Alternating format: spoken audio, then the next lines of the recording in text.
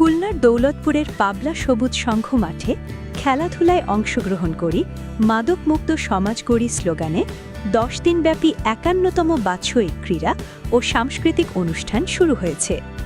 ২৬ March শুরু হওয়া এ আয়োজন চলবে ৪ এপ্রিল পর্যন্ত।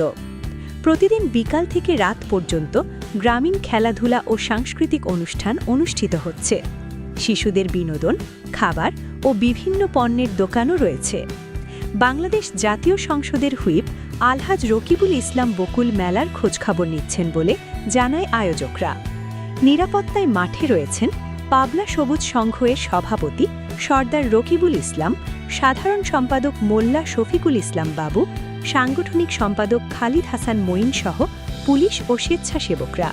আমাদের আপনাদের জানাতে সবথেকে আনন্দের বিষয় হলো যে আমরা ভেরি ক্লোজ টু 500 মেম্বার্স আছি।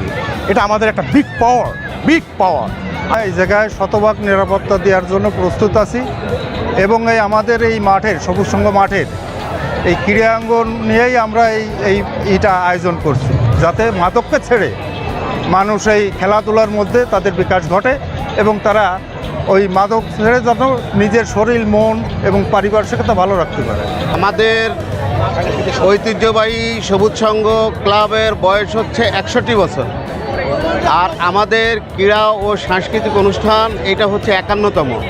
আমাদের ১৫০ জনের অধিক শৃঙ্খলা কমিটিতে আছে, যারা সার্বক্ষণিক শৃঙ্খলা দিয়ে যাচ্ছে, মনিটরিং করতেছে। আমাদের ৩২টার উপরে সিসি ক্যামেরা দ্বারা আমরা এই মাঠটাকে নিয়ন্ত্রণ করতেছি। নিরাপত্তার ক্ষেত্রে কোনো রকম গাফিলতি নেই। আমাদের প্রশাসনিক সহযোগিতা করতেছে, আমাদের সিটিএসবি, এনএসআই আমাদের সার্বক্ষণিক এই মাঠকে মনিটরিং করতেছে। ইনশাল্লাহ নিরাপত্তার দিক দিয়ে কোনো ধরনের নাই।